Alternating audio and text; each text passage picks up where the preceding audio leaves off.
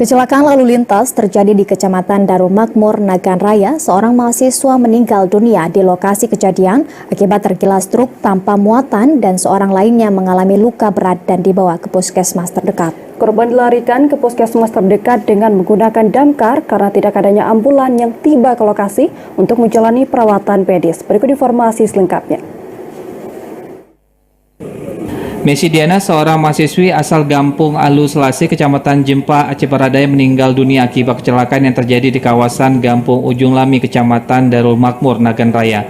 Korban meninggal dunia di lokasi kejadian dikarenakan luka parah di bagian kepala.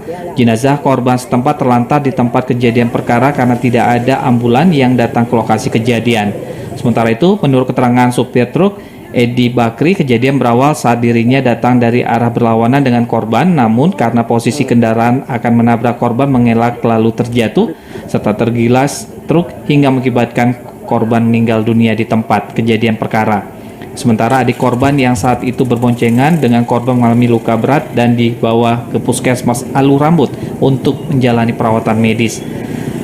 Supir truk langsung mengamankan diri ke pos lantas tempat untuk menghindari kemarahan warga sekitar. Dari Kabupaten Nagan Raya, Aji Syaputra, TVRI Aceh melaporkan.